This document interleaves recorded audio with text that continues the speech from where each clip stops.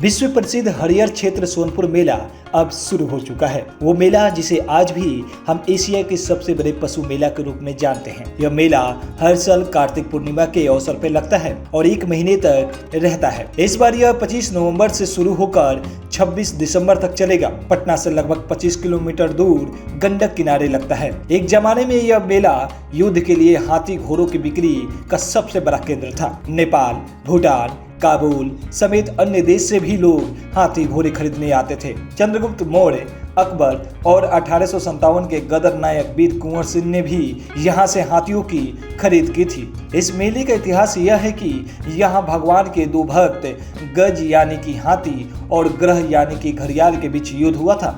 हाथी कोनहरा घाट पे पानी पीने गया था, जहां घड़ियाल ने उसका सूंड पकड़ लिया, जिसके बाद गज और ग्रह में भीषण युद्ध हुआ। जब युद्ध में गज कमजोर पड़ने लगा तो उसने भगवान विष्णु को याद किया। तब कार्तिक पूर्णिमा के दिन साक्षात भगवान विष्णु ने वहां प्रकट होकर अपने सुदर्शन चक्र से ग्रह यानी कि मगरमच्छ का संहार किया और गज की रक्षा की। तब से यहाँ पशुओं की मेला लगने लगा। गजेंद्र मोक्ष हुआ था।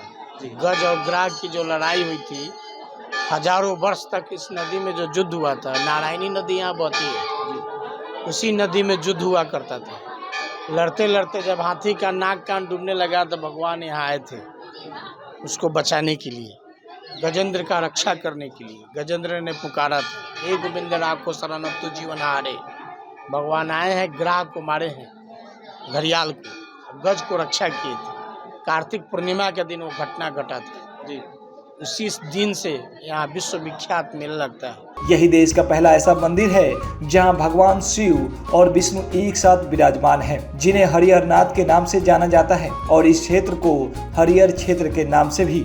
इस मेले में जानवरों की बिक्री के साथ साथ हर प्रकार के सामानों की भी बिक्री होती है, जैसे कपड़े, बैग, जैकेट, ऊनी कपड़े, खिलौने, लाठी डंडे, अन्य दैनिक उपयोग की भी सामान समेत खाने पीने की भी बहुत सी चीजें मिलती है। इस बार तलवार, भाला, कटारी समेत धारदार हथियार की बिक्री पे प्रशासन ने रोक लगा दिया है। समय के साथ साथ मेले का स्वरूप भी बदल आया।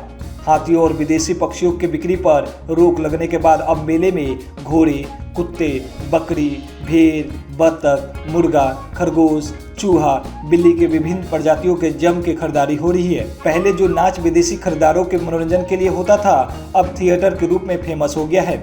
लोग यहाँ दूर दूर से नाच देखने आते हैं। आज भी विदेशी सैलानी भी मेला घूमने आते हैं, लेकिन अब उनकी भी संख्या कम हो गई है। पशुओं के साथ साथ इस बार बहुत बड़े बड़े विभिन्न तरह के झूले लगे हुए हैं। मौत का कुआं, जादू का शो, बोटिंग, शूटिंग समेत कई सरकारी प्रदर्शनी भी लगी हुई है।